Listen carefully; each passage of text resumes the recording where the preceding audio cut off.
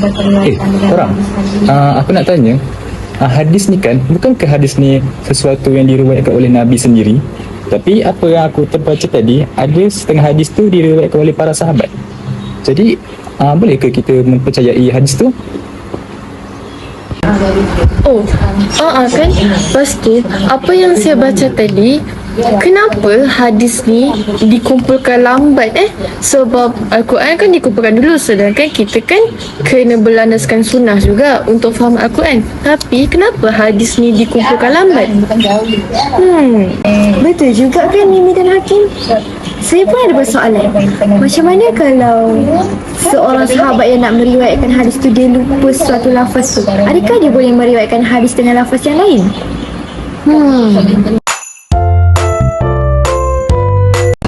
Assalamualaikum warahmatullahi wabarakatuh.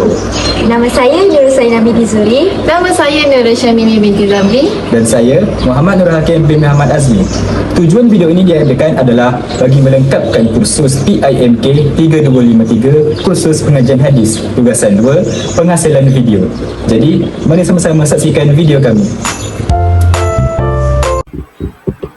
InsyaAllah, dalam video ini, kami akan menjawab salah faham dalam ilmu hadis, iaitu autoriti riwayat sahabat, kelewatan pengumpulan hadis, periwayatan dengan maksud hadis. Selain itu, kami juga akan membentangkan kepentingan-kepentingan menjaga ilmu hadis dari sudut keagamaan dan nilai, kemasyarakatan dan pendidikan, serta dari sudut ekonomi dan politik. Baiklah, yang pertama, saya akan membentangkan tentang menjawab salah faham dalam ilmu hadis, iaitu autoriti riwayat sahabat. Isu yang timbul ialah, adakah hadis Nabi yang diriwayatkan oleh para sahabat itu semuanya sahih? Dan apakah autoriti para sahabat dalam meriwayatkan sesebuah hadis? Baiklah, saya akan membentangkan 3 jawapan bagi menjawab persoalan tadi, iaitu yang pertama, apakah yang dimaksudkan dengan autoriti? Apa pula yang dimaksudkan dengan autoriti periwayatan hadis? Yang kedua, siapakah yang digelar sebagai para sahabat? Dan yang ketiga, mengapakah para sahabat diberikan autoriti untuk meriwayatkan hadis Nabi? Siapakah yang digelar sebagai para sahabat? Menurut Ibnu Hajar Al-Asqalani dalam Isabah fi Tamyiz As-Sahabat, sahabat Nabi Muhammad SAW bermaksud orang yang berjumpa dengan baginda dalam keadaan Muslim dan meninggal dunia dalam keadaan Islam. Apa yang dimaksudkan dengan berjumpa di situ adalah dalam pengertian yang lebih luas, iaitu daripada duduk di hadapan, berjalan bersama-sama dan sehinggalah terjadinya pertemuan walaupun tanpa berbicara. Mereka pun sudah digelar sebagai para sahabat. Antara para sahabat Nabi yang terkenal adalah Abu Bakar As-Siddiq, Umar Al-Khattab, Uthman bin Affan, Ali bin Abi Talib, Sa'ad bin Abi Waqqas, Abdurrahman Al-Auf dan ramai lagi. Baiklah, seterusnya, apa pula yang dimaksudkan dengan autoriti dan autoriti periwayatan hadis? Autoriti bermaksud kuasa atau hak yang diberikan kepada seseorang untuk memberikan perintah, mengawal, membuat keputusan dan sebagainya. Manakala, autoriti dalam meriwayatkan hadis pula bermaksud adalah kepercayaan dan kekuasaan yang diberikan oleh Rasulullah SAW kepada individu tertentu untuk menyampaikan hadis dengan keabsahan dan kebolehpercayaan yang tinggi. Maksudnya ialah, individu atau kumpulan itu dianggap berkuasa dalam meriwayatkan sesebuah hadis dan hadis tersebut diiktiraf sebagai sumber yang sah dan boleh dipercayai untuk menyampaikan segala ajaran yang diajarkan oleh Rasulullah SAW. Baiklah, apakah autoriti para sahabat yang membolehkan mereka untuk meriwayatkan sesebuah hadis? Autoriti para sahabat yang pertama adalah sahabat memiliki sifat yang jujur dan adil dalam melaksanakan sesuatu tugasan. Sahabat Rasulullah SAW dan golongan yang hampir dengan mereka adalah kelompok manusia yang perlu diyakini mendapat petunjuk daripada Allah Subhanahu Wa Taala. Adalah sesuatu yang sangat mustahil bagi mereka semua untuk berpakat menyampaikan sesuatu yang tidak benar. Kerana apa? Kerana setiap perbuatan sahabat mencerminkan kedudukan mereka yang menerima tarbiyah secara langsung daripada Rasulullah SAW. Mereka tidak berpakat untuk membohongi perkhabaran yang datang daripada Rasulullah SAW sendiri kerana kecintaan mereka yang begitu mendalam terhadap ajaran Nabi Muhammad SAW. Kedudukan para sahabat juga dapat dilihat berdasarkan nilai amalan yang dilakukan oleh mereka. Nilai amalan sahabat tidak menyamai nilai amalan manusia pada zaman sekarang kerana pengorbanan mereka yang sangat luar biasa. Sahabat merupakan kelompok yang berijtihad, iaitu bersungguh-sungguh dalam memahami sesuatu ilmu supaya ilmu tersebut dapat dijelaskan dan dijelaskan dengan lebih faham lagi kepada orang ramai. Selain itu, jika terdapat sebarang permasalahan, para sahabat akan terus merujuk kepada Rasulullah SAW. Rasulullah SAW bersabda, "Janganlah kamu mencerca sahabatku. Sesungguhnya, sekiranya ada dalam kalangan kamu yang menginfakkan emas sebesar bukit Uhud sekalipun, ia tidak akan menyamai nilai secupak makanan ataupun sesetengahnya yang diinfakkan oleh mereka." Iaitu sahabat Rasulullah SAW. Hadis ini membuktikan bahawa sahabat sangat berkomited dalam menjalankan kerja-kerja agama, termasuklah dalam meriwayatkan sebuah hadis. Autoritis para sahabat meriwayatkan hadis yang ketiga adalah para sahabat merupakan seorang yang sangat bijaksana. Mereka memiliki ilmu yang lebih banyak dan tinggi. Selain itu, para sahabat diberikan petunjuk oleh Allah Subhanahu Wa Taala. Sahabat mendengar kata-kata Rasulullah SAW secara langsung dengan kata-kata itu juga yang diriwayatkan oleh sahabat lain. Serta mereka tidak pernah berselisihan sama sendiri dalam periwayatan hadis. Ini menjadi bukti bahawa sahabat mendapat petunjuk daripada Allah Subhanahu Wa Taala dari meriwayatkan nas Rasulullah SAW.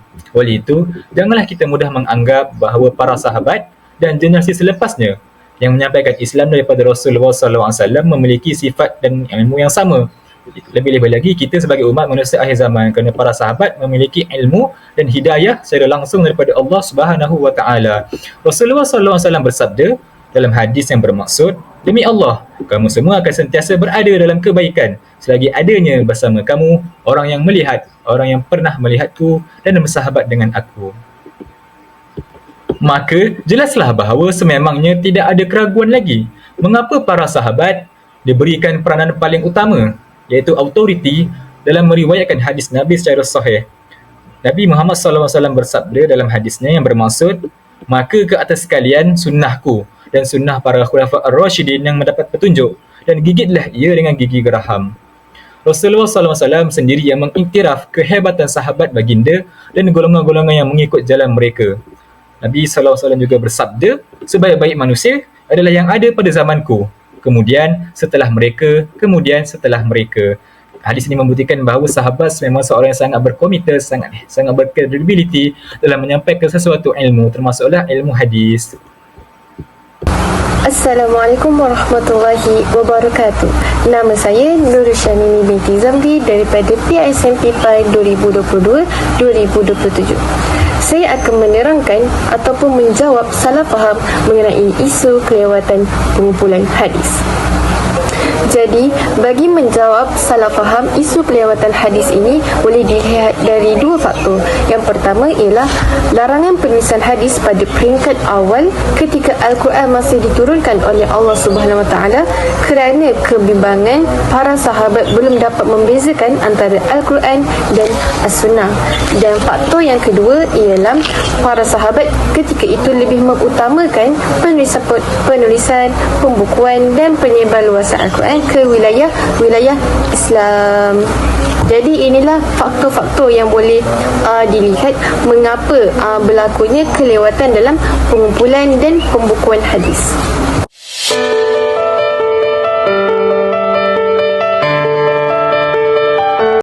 Jadi, mari kita lihat perbahasan lanjut.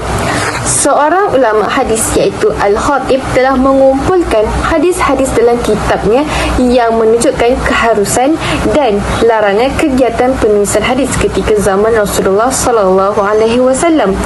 Dan kesemua hadis itu ialah hadis yang sahih, kecuali hadis yang ditunjukkan seperti dalam Rajah 1. Hadis ini terdapat sedikit perbahasan, namun hadis ini telah diletakkan statusnya sebagai satu hadis yang sahih kerana diriwayatkan oleh Imam Muslim.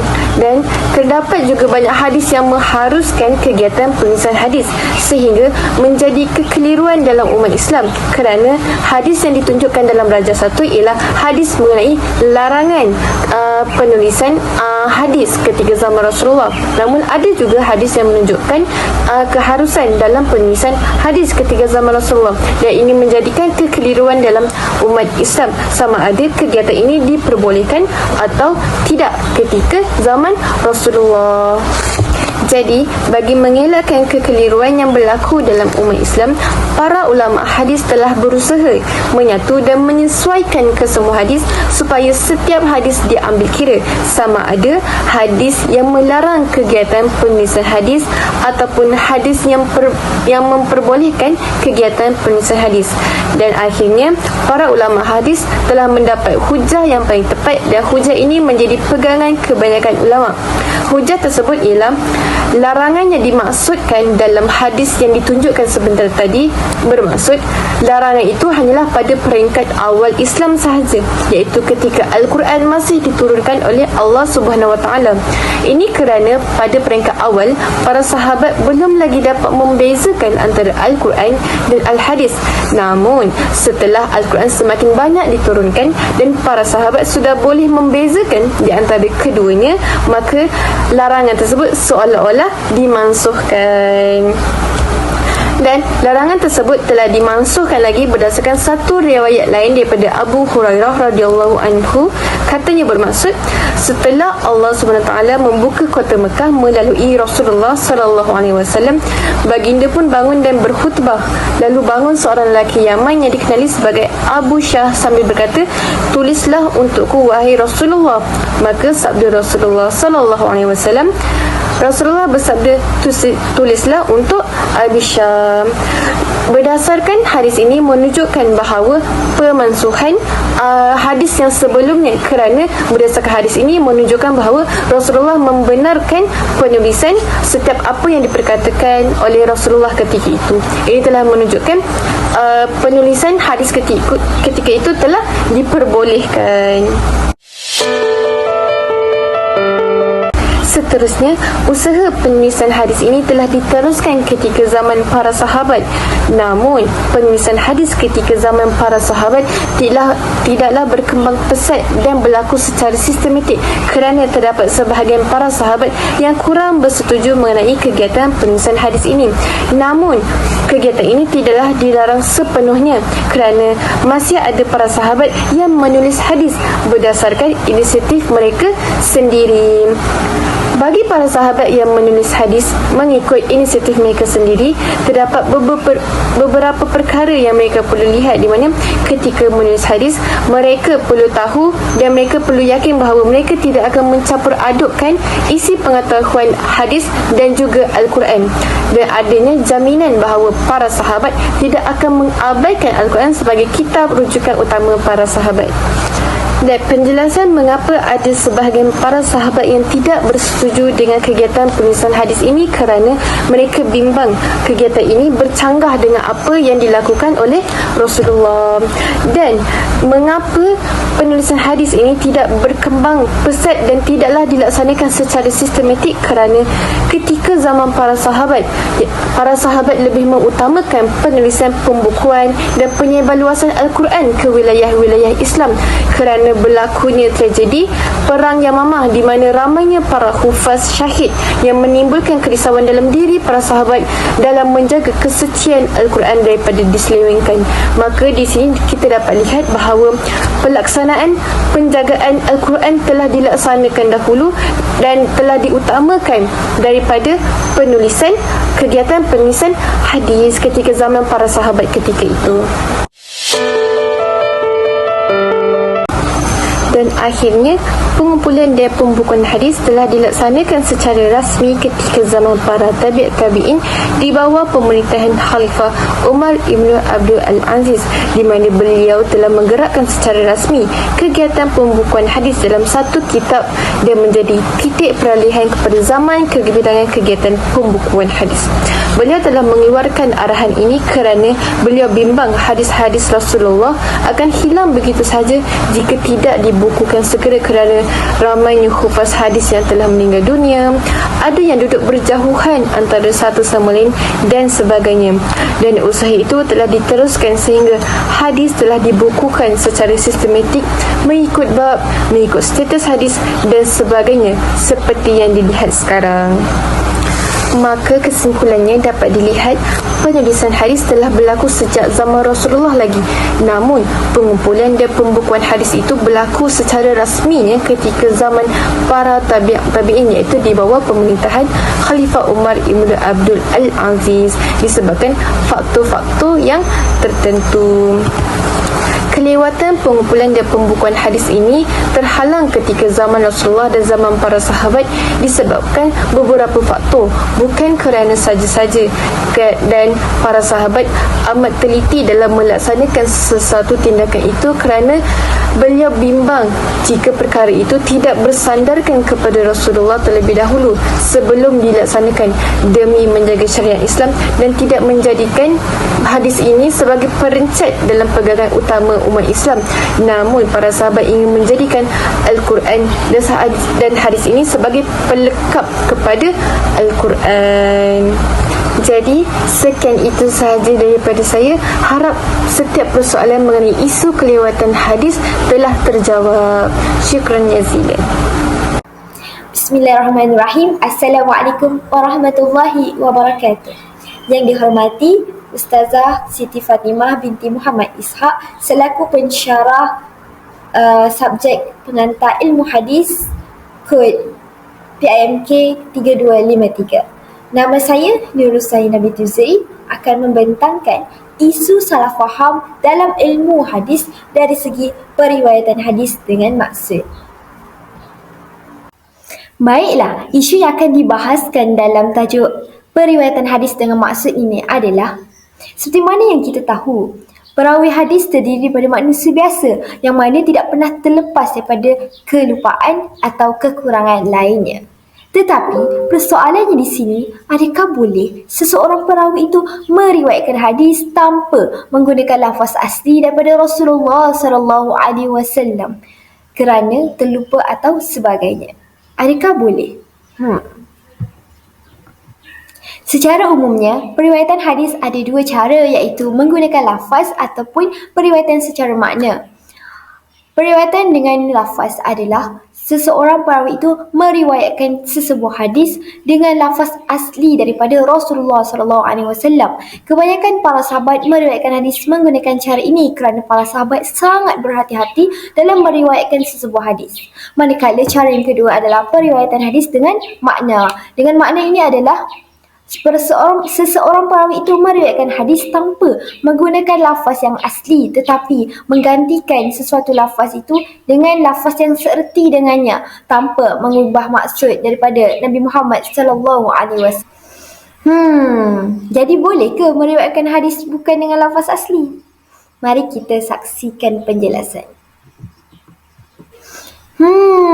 Sebenarnya, para ulama telah berselisih pendapat berkaitan isu periwayatan hadis secara makna. Pendapat pertama yang diutarakan adalah tidak setuju. Sebahagian ulama hadis, fiqh dan usul tidak bersetuju untuk meriwayatkan hadis secara makna. Mereka menekankan bahawa seseorang perawi yang ingin meriwayatkan sesebuah hadis perlulah menggunakan lafaz asli yang mereka dengar daripada Rasulullah SAW tanpa mengubahnya sedikit pun dengan lafaz yang seerti dengannya atau seumpamanya.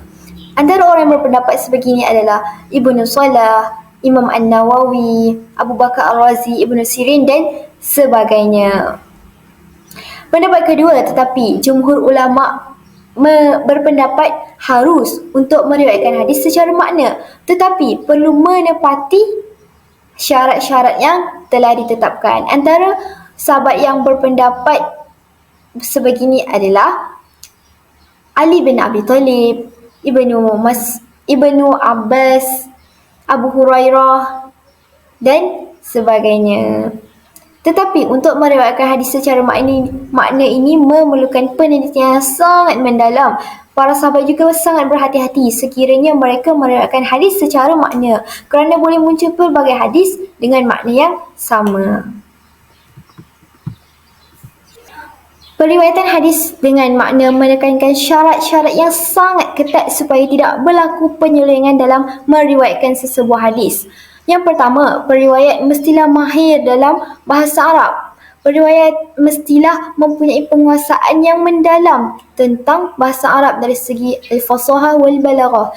Kebiasaannya terdiri daripada para sahabat kerana mereka lah yang hidup di zaman Nabi SAW dan arif dalam bahasa Arab. Yang kedua, periwayatan dengan makna ni perlulah dilakukan sekiranya betul-betul terpaksa atau keadaan terdesak, sekiranya seseorang periwayat itu terlupa sesuatu lafaz secara harfiah, maka dibolehkan untuk meriwayatkan sesebuah hadis dengan makna, menggantikan lafaz dengan lafaz yang seerti dengannya.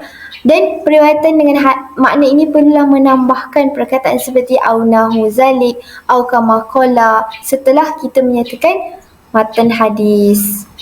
Yang ketiga, yang diriwayatkan dengan makna ini bukanlah sabda Nabi dari segi ta'ambudi, yang sifatnya ta'ambudi, contohnya bacaan solat, zikir, syahadah, doa, azan, takbir, atau sabda Nabi yang berbentuk jawami al-kalam, kerana perkataan Nabi itu mempunyai keistimewaan yang tersendiri dan tidak boleh diubah.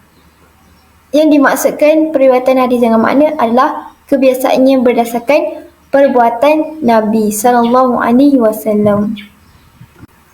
Ini adalah contoh periwayatan hadis dengan makna.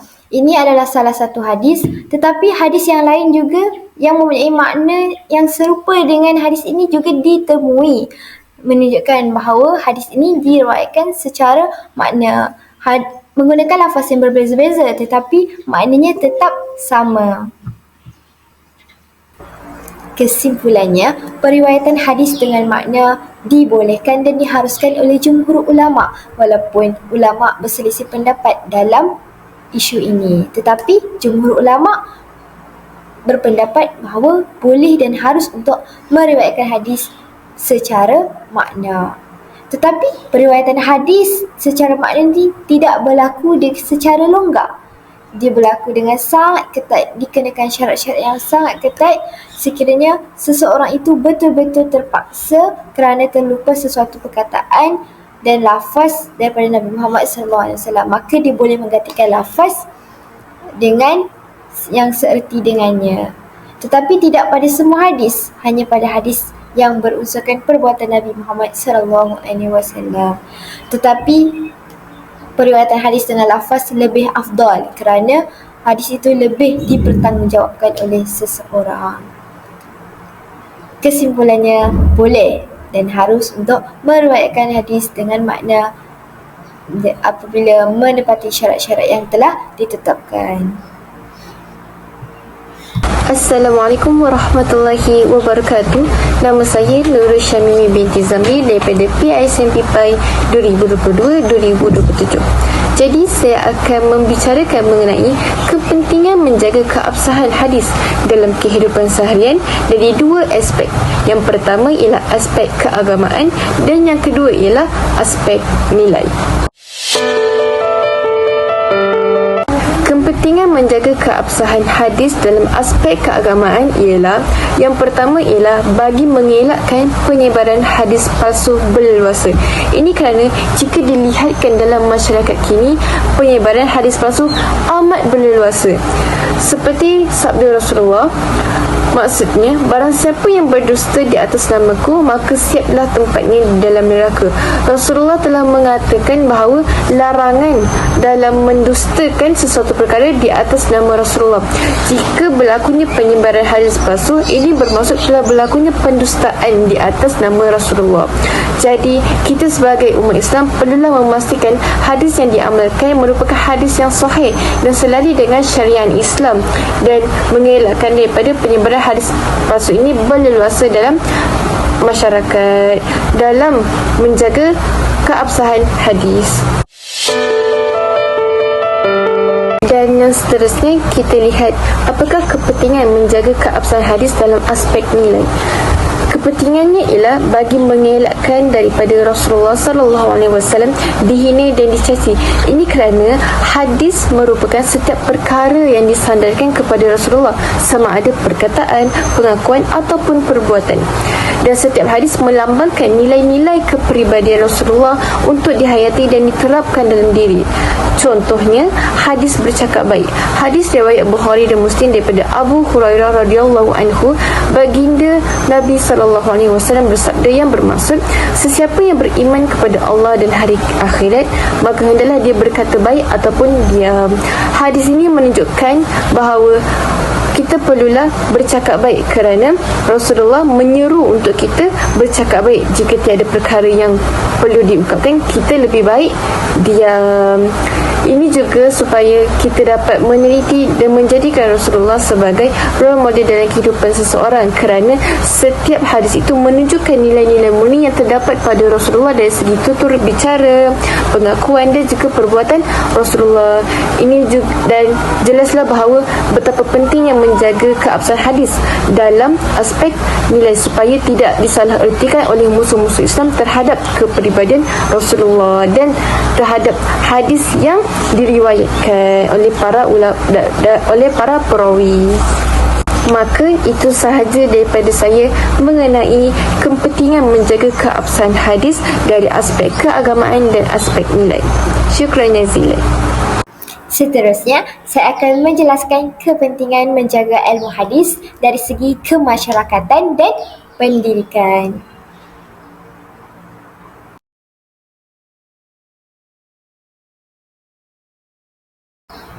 Kepentingan menjaga ilmu hadis dari segi kemasyarakatan adalah kita dapat memberikan kefahaman dengan makna yang betul-betul sahih kepada masyarakat supaya mereka dapat mengamalkan apa yang telah disampaikan oleh Nabi Muhammad sallallahu alaihi wasallam melalui hadis di dalam kehidupan seharian mereka. Sebagai contoh, hadis ukhuwah Islamiah untuk membentuk kehidupan masyarakat sosial yang aman lagi kan mantap adalah berpandukan kepada hadis Nabi.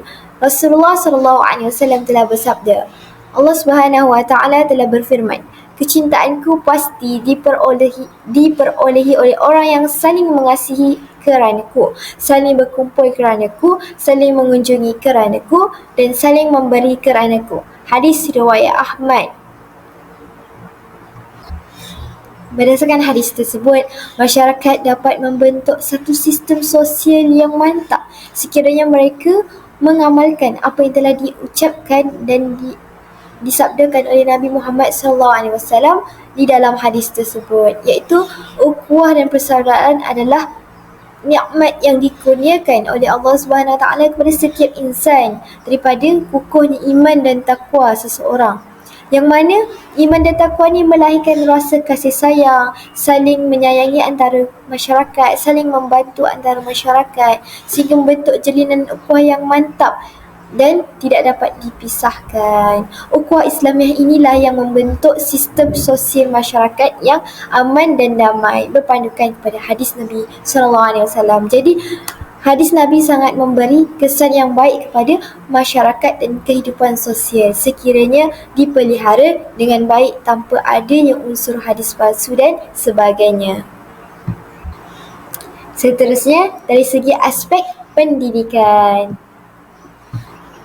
Kepentingan pemeliharaan dan penjagaan ilmu hadis dalam bidang pendidikan memberi kesan yang sangat ampuh dalam bidang pendidikan, iaitu dapat memberi pendedahan awal kepada pelajar berkaitan hadis palsu dan hadis sahih bermula daripada peringkat sekolah rendah lagi.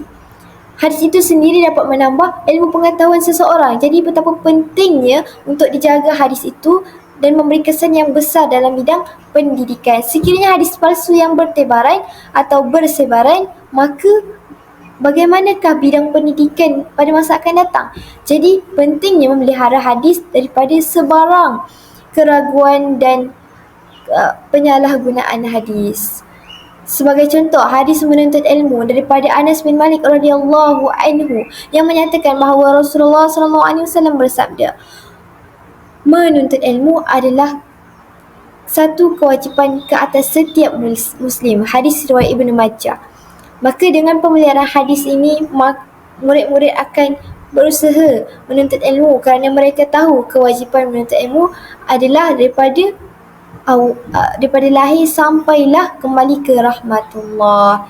Jadi pemeliharaan ilmu hadis ini sangat penting kerana ilmu hadis ini telah diserap masuk ke dalam silibus pendidikan sekolah rendah maupun sekolah menengah.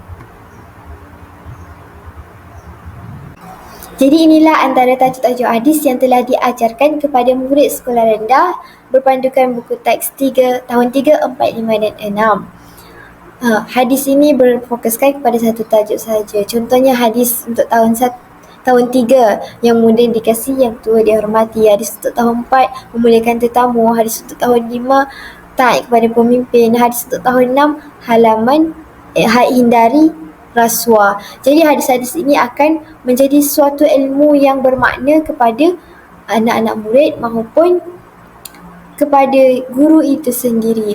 Jadi pentingnya pemeliharaan hadis yang sahih dalam bidang pendidikan untuk disebarluaskan kepada generasi-generasi yang berikut, yang seterusnya. InsyaAllah, sekarang saya akan membentangkan tentang kepentingan menjaga ilmu hadis dari sudut ekonomi dan politik. Pertama sekali, saya akan membentangkan tentang kepentingan menjaga ilmu hadis dari sudut ekonomi. Kepentingan menjaga ilmu hadis dari sudut ekonomi ialah menjaga maqasid syariah. Terdapat 5 prinsip maqasid syariah yang diketengahkan dalam agama Islam dan salah satunya berkaitan dengan kesejahteraan ekonomi ialah hifzu al-mal yang bermaksud memelihara harta melalui sistem ekonomi yang adil dan telus. Tujuan utama ekonomi Islam adalah bagi mencapai kesempurnaan hidup dengan mentaati syariat dan menepati sunnah dalam aktiviti ekonomi. Oleh itu, terdapat banyak hadis yang menegah kezaliman dan penindasan dalam muamalah dan salah satunya adalah hadis yang berkaitan larangan rasuah. Rasuah merupakan salah satu dosa besar dalam Islam. Ia boleh berlaku dalam pelbagai bidang, termasuklah dalam aktiviti perniagaan. Setengah orang beranggapan bahawa rasuah ataupun lebih dikenali sebagai duit kopi ini adalah satu kemestian dan kewajipan dalam perniagaan. Hal ini kerana bagi mereka dengan rasuah boleh membantu mereka untuk mengenali orang-orang yang lebih ternama, orang-orang yang penting, dan juga rasuah dapat membantu mereka untuk mendapatkan projek serta peluang perniagaan yang lebih banyak. Rasuah kadang-kadang membawa kepada keuntungan yang melimpah ruah. Namun kita mesti ingat bahawa rasuah juga akan menghakis keberkatan dalam perniagaan.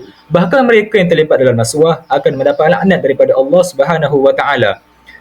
Dalam sebuah hadis, An Abdullah bin Amr qala Rasulullah sallallahu alaihi wasallam la'natullah 'ala ar-rashi wal murtashi. Yang bermaksud dari Abdullah bin Amr berkata, Rasulullah sallallahu alaihi wasallam bersabda, Allah Subhanahu Wa Taala melaknat seorang pemberi rasuah dan yang penerima rasuah. Hadis ini menjelaskan salah satu perkara yang diharamkan dalam perniagaan iaitu rasuah. Bila rasuah dalam semua situasi dan kondisi termasuk dalam menjalankan aktiviti perniagaan adalah sangat ditegah dan dilarang sama sekali dalam Islam kerana ia merupakan perbuatan yang haram lagi tercela. Sebagai peniaga yang beriman dan memahami akan hadis ini, maka mereka akan berusaha untuk menghindari segala perbuatan terkutuk ini agar memperoleh keberkatan dalam mencari rezeki yang halal. Kepentingan ilmu hadis dari sudut ekonomi yang kedua adalah sebagai memberi panduan kepada asas hukum ekonomi dalam Islam seperti memberikan panduan kepada penetapan kadar zakat hasil pertanian. Zakat pertanian ialah zakat hasil tanaman yang diusahakan oleh orang Islam, sama ada dalam bentuk biji-bijian ataupun buah-buahan dengan syarat-syarat yang tertentu. Setiap Muslim yang mengusahakan tanaman wajib untuk mengeluarkan zakat. Penetapan kadar pembayaran zakat ada dijelaskan dalam satu hadis sahih riwayat Bukhari, iaitu An Abdullah bin Amr anin Nabi sallallahu alaihi wasallam qala fi ma saqat as-sama' wal 'uyun aw kana asriyan al-ashru wa ma saqiya bin nadhi nisful ashri, rawahul Bukhari. Yang bermaksud dari Abdullah bin Umar radhiyallahu anhu dari Nabi Muhammad sallallahu alaihi wasallam bersabda, tanaman yang diairi oleh hujan dan mata air atau yang mendapatkan air dari saliran iaitu melalui akarnya, maka hendaklah dia keluarkan zakatnya 1/10 iaitu 1/10. Tanaman yang diairi dengan penimba hendaklah dikeluarkan zakatnya 1/20, iaitu bersamaan 1/20. Hadis ini menjelaskan bahawa jika tanaman itu diairi dengan air hujan ataupun air sungai yang tidak memerlukan sebarang perbelanjaan dikeluarkan oleh pengusaha tanaman tersebut, maka kadar zakat yang dikenakan adalah 10% daripada hasil tanaman tersebut. Namun sebaliknya, jika tanaman tersebut diairi dengan menggunakan sumber air paip yang memerlukan perbelanjaan, maka kadar zakat yang wajib dikeluarkan oleh pengusaha tanaman tersebut adalah sebanyak 5% sahaja. Hal ini bagi meringankan beban pengusaha tanaman tersebut yang telah membelanjakan wangnya sendiri untuk pengurusan tanamannya. Kepentingan ilmu hadis dari sudut ekonomi sudah saya bentangkan. Sekarang, saya akan membentangkan kepentingan menjaga ilmu hadis dari sudut politik, iaitu salah satunya ialah sebagai seruan kepada para pemimpin untuk berlaku adil kepada rakyatnya. Buktinya, terdapat satu hadis sahih yang menceritakan tentang pemimpin yang adil. Hadis tersebut bermaksud dari Aisyah radhiyallahu anha bahawa orang-orang Quraisy sedang menghadapi persoalan yang menggelisahkan, iaitu tentang seorang wanita suku Al-Makhzumi yang mencuri. Lalu mereka berkata, siapa yang mahu merundingkan masalah ini kepada Rasulullah SAW? Sebahagian mereka berkata, tidak ada yang berani menghadap baginda kecuali Usamah bin Zaid, orang kesayangan Rasulullah. Usamah pun menyampaikan masalah tersebut. Lalu Rasulullah SAW bersabda, apakah kamu meminta keringanan atas pelanggaran terhadap aturan Allah? Kemudian baginda berdiri menyampaikan khutbah lalu bersabda, orang-orang sebelum kalian menjadi binasa kerana apabila ada orang dari kalangan terhormat mereka mencuri, mereka membiarkannya, dan apabila ada orang dari kalangan rendah iaitu hamba dan sebagainya, mereka mencuri, mereka dikenakan penalti sebagai hukuman atasnya. Demi Allah, seandainya Fatimah binti Muhammad mencuri, pasti aku akan potong tangannya. Menurut Al-Mawardi, keadilan bermaksud bercakap benar, amanah, menjauhkan diri daripada perkara haram dan syubhah, memelihara diri daripada terjerumus dengan dosa dan menjaga maruah sama ada dalam hal agama maupun dunia. Menurut Ibn Taymiyah, berlaku adil ini tidak hanya untuk manusia sahaja, bahkan mesti berlaku adil kepada Allah juga. Jika seorang pemimpin hanya boleh berlaku adil terhadap manusia dan tidak kepada Allah, itu adalah tanda mereka belum bersikap adil secara sempurna. Tambahan pula, pemimpin yang adil perlu ditaati oleh rakyatnya selagi tidak bertentangan dengan syarak, bertepatan dengan sebuah hadis. An Abdullah radhiyallahu anhu anin Nabi sallallahu alaihi wasallam qala as-sam'u wat-ta'atu 'ala al-mar'i al-muslim fima ahabba wa kariha ma lam yu'maru bi ma'siyah fa iza amara bi ma'siyatin fala sam'a wala ta'ah. Yang bermaksud daripada Abu Abdullah radhiyallahu anhu daripada Nabi Muhammad sallallahu alaihi wasallam bersabda, mendengar dan mentaati pemerintah adalah wajib bagi setiap muslim, sama ada dalam perkara yang disukai ataupun yang tidak disukai, selagi dia tidak diperintahkan untuk melakukan kemaksiatan. Jika dia diperintahkan untuk melakukan kemaksiatan, maka tidaklah wajib untuk bagi dia mendengar dan mentaati perintah tersebut. Berdasarkan kedua-dua hadis yang telah dinyatakan, jelaslah bahawa hadis sangat penting dalam mewujudkan politik yang bersih dan stabil. Pemimpin seharusnya memerintah dengan adil, tidak memilih kasih atau bersikap resis. Sementara itu, rakyat pula wajib mematuhi segala peraturan yang telah ditetapkan oleh para pemimpin, sebagaimana undang-undang tersebut tidak menyalahi syarak dan hukum agama.